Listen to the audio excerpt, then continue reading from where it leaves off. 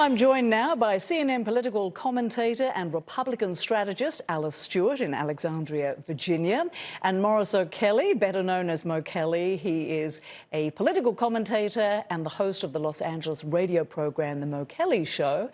Welcome to you both. Thank you. Thank you, Rosemary.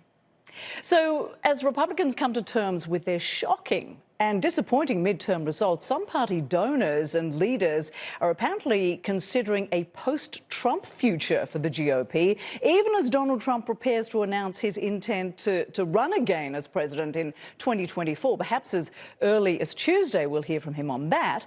But Trump lost the 2020 presidential election, and now he's being blamed for these midterm losses. So will Republicans dump him for Ron DeSantis? Or could Trump resurrect himself again? Alice, I put that to you. Well, Rosemary, not only did he lose his re-election bid, since he was elected, we lost the House and the Senate. And as the Wall Street Journal said, ever since he's been elected, he has a perfect record of electoral defeat. And what we're seeing in the results of this election is that the Trump-backed candidates, those that he endorsed and he put forth to run, many of them are election deniers. They believe the falsehood about widespread election fraud, and they also advocated for and pushed conspiracy theories. And we're seeing voters reject that. And most of the candidates that Donald Trump put forth did not win. And voters spoke very loudly on that issue. Rational Republicans and common sense conservatives want to put the focus on issues that are important to voters. That is the economy, inflation, as well as crime, and other Republicans also on the border. So what many of those large donors and many of the rational Republicans want to put away with relitigating the past election and look at the future and look at issues that are important. They don't see Donald Trump as the person able to do so. Many are ready to turn the page on Donald Trump, whether it is Ron DeSantis, the Florida governor, or any host of others that have expressed interest in running. A lot of people in the Republican Party say enough is enough of this losing, and we need to find a new positive voice for the Republican Party. And Mo Kelly, I'm guessing the Democrats would rather go up against Trump than DeSantis. What are your thoughts on that? And will the Democrats sit back and enjoy this GOP leadership war that's clearly gearing up? Well, they'll sit back and they'll probably enjoy it, but I wonder if the Democrats won't overplay their hand or become too complacent in light of it. Now, if one thing we can extract from this is I would say the J6 committee did have an impact on the midterms. And you can see by how Donald Trump is loosening his grip or losing his grip on the Republican Party. And I would directly connect that to the results of the J6 committee. But the Democrats still have a lot of work to do. What I mean by a lot of work, Joe Biden is not going to be getting any younger. And I don't mean that to necessarily insult him. It's just a reality of how people will perceive him in the next 2 years. We don't know where the economy is going to be in 2 years as the looming recession is looming over the American economy. So the Democrats may be celebrating they're doing better now than what they expected going into the midterms, but it doesn't mean the next 2 years are going to be any easier for them.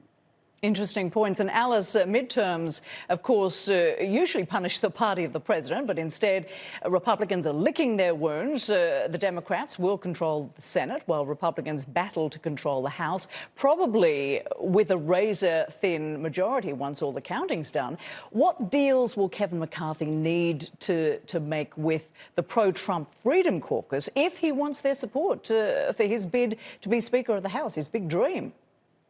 Well, that's the $10,000 question. Is Kevin McCarthy, who raised a lot of money for many of the winning members of Congress and has also really advocated for more of the issues that are important to people, such as immigration, and inflation, as well as crime. The Freedom Caucus is a very vocal group of Republicans in the House, and they are made stronger because they work in a group and in numbers. And they're advocating a policy that would allow them at any given point in the future, if they are upset with the speaker, they can remove him. And it would be quite foolhardy for McCarthy to agree to such a concession, but that's one of the concessions that they would want. Right now, McCarthy is benefiting from the fact that former President Trump has endorsed him and has shown his support for McCarthy. If that continues, of course, we could all expect Donald Trump to change his mind at any time. But if he continues to have the support, put his support behind McCarthy, I do believe that will quiet the Freedom Caucus in some way. But McCarthy is certainly going to have to work a lot of deals, and he's working the phone lines to get the support he needs. But he wants to really take the focus off the election deniers and conspiracy theories and put the emphasis on his commitment to America, which is really working on inflation, crime, and securing the border. That's what he really wants to focus on moving forward. And Mo Kelly, the Democrats, of course, are celebrating their big win in the Senate and still hoping they win Georgia as well on December 6th when the runoff is held between Raphael Warnock and his GOP challenger Herschel Walker. But in the House, the counting continues, but Republicans will likely be in control in the end, even if it is with this slim majority. What will that mean for President Biden as he tries to get his agenda through over the next 2 years? It means that he's going to have to resort to executive actions, and that is not necessarily a guarantee. We've seen with his federal student loan relief being at least put on hold by a federal judge. But speaking of federal judges, since the Democrats will still retain control of the Senate, they will be able to confirm other federal judges and, if need be, a Supreme Court justice. So if you're the Democrats, if anything, you would rather have the Senate than the House if you had to choose, and you'll be able to get something done, but I'm not sure they'll be able to get much done.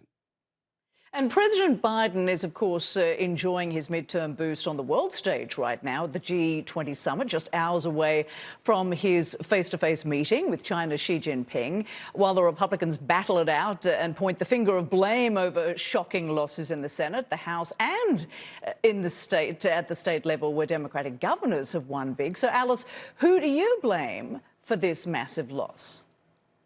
Look, there's plenty of blame certainly to go around, but all I can say is Mitch McConnell probably was accurate a few weeks ago when he said candidate quality is a concern. When you have candidates, again, that are focusing on the past grievances of the former president instead of the future success of the American people, that is not a winning formula. But here's the key moving forward. Now it looks as though if things pan out and the Republicans do gain control of the House, we have a beautiful thing, which is called divided government. And this forces the White House, the House, and the Senate, Republicans and Democrats, to work together in a bipartisan fashion. And while Mo is completely accurate, President Biden can move forward going it alone and imposing executive actions on issues that he wants to promote.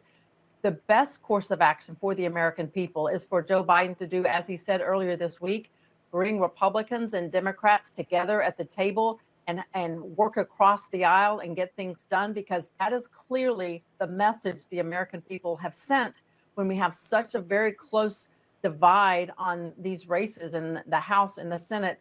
They're saying, let both sides have a voice, but it's up to our elected leaders to come together in a bipartisan fashion to get things done.